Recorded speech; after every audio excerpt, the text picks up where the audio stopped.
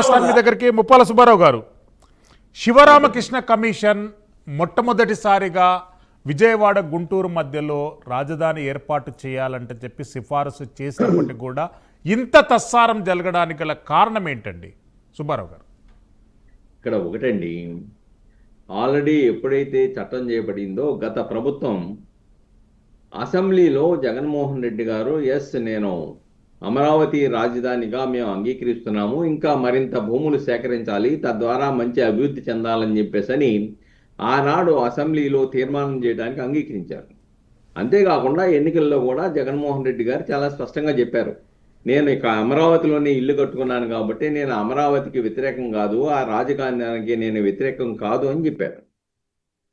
కానీ అధికారంలోకి వచ్చిన తర్వాత 3 రాజధానులు అని చెప్పేసి న్యాయ రాజధాని, ఆర్థిక రాజధాని,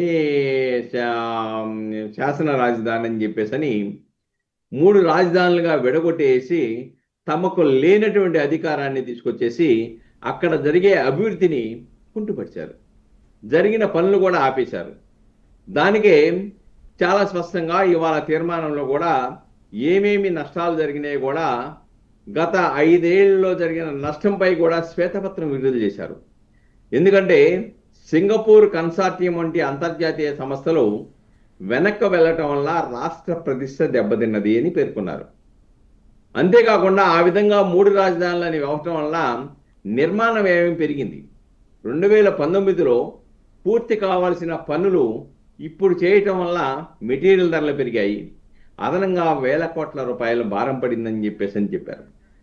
ప్రధాన ధనం వృధా, కట్టిన భవనాలు గాలికి వదిలేయటం వల్ల అవి శిథిలావస్థలో చేరుకున్నాయని, వాటి మరమ్మతులకు కోట్లాది రూపాయల అవసరం ఏర్పడాయని చెప్పేసి స్పష్టంగా 5 సంవత్సరాల కాలంలో దీని మీద జరిగిన నష్టాన్ని చేశారు. 2019లో ఉన్నటువంటి సిమెంటు, స్టీల్ ధర కంటే ప్రస్తుత ధరలు 30 నుంచి 40% పెరిగాయి.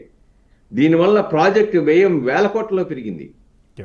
కాబట్టి ఆనాడు ఆ ప్రభుత్వం తీసుకున్నటువంటి ఆ అసెంబ్లీ తీర్మానాన్ని సైతం, అంగీకరించిన అంశాన్ని సైతం పక్కన పెట్టేసి అది కమ్మ రాజధాని అనో ఇంకో రాజధాని అనో ఈయన విడగొట్టేస్తామని చెప్పేసి ఆ అభివృద్ధిని, జరుగుతున్న అభివృద్ధిని పక్కన పెట్టేయడంతో ఇబ్బందికర పరిస్థితి వచ్చినాయి. పరిశ్రమలు రాకుండా, మేము ఇక్కడ నిలకడలేదు కాబట్టి ఇక్కడ మేము ఏం వస్తామని చెప్పేసి రాకుండా పక్కన పడిన విషయాన్ని మనం ఇక్కడ చూసుకోవాలి.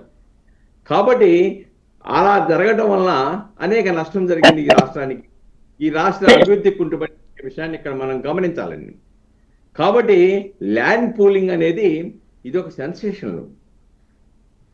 మరో ప్రపంచంలో ఏకదాటిగా 33,000 ఎకరాలు సేకరించిన ఏకైక ప్రాజెక్ట్ ఇది. రైతుల నివాస మరియు వాణిజ్య ప్లాట్లను కేటాయించారు. దీంట్లో ప్లాట్లు ఉన్న ప్రాంతాల్లో రోడ్లు, డ్రైనేజీ పనులు ప్రభుత్వం యుద్ధ ప్రాతిపదికన పూర్తి చేస్తుందని హామీ ఇచ్చింది ఆ రోజున. దురదృష్టవశాత్తు ప్రభుత్వం మారటంతో, మాటలు మారటంతో అభివృద్ధి కుంటుపడింది. ఈ రోజున కేంద్ర ప్రభుత్వం నుంచి రావాల్సిన నిధులు కూడా తీసుకునే దీనస్థితిలో ఏర్పడింది. ఈ రోజున ఎప్పుడైతే శాశ్వత రాజధాని అంటారో, రైతుల యొక్క శ్రమపడి మహిళలండి వీధుల్లో తిరుపతి వరకు పాదయాత్రలు, లేకుంటే ఇటు శ్రీకాకుళం పాదయాత్రలు చేయటం, అనేక శ్రమ కోల్చడం, వాళ్ళ మీద కేసులు పెట్టించుకోవటం, గ్రామాల్లో కవాతులు నిర్వహించిన సంఘటనలు మనం చూసాం. కాబట్టి అటువంటి దారుణమైన పరిస్థితిని చట్టం తన చేతుల్లో తీసుకొని వాళ్ళ మీద దాడులు చేసిన సంఘటనలు అన్నింటి కూడా ఎదుర్కొని, మేము రాష్ట్రం కోసం మేము భూమి ఇచ్చాము, ఈ రాష్ట్ర అభివృద్ధి కోసం మేము భూములు ఇచ్చాము, ఈ రాష్ట్ర అభివృద్ధి మా లక్ష్యం అని చెప్పేసి త్యాగం చేసిన ఆ మహిళలకి నిజంగా చేతులెత్తి దండం పెట్టాలి.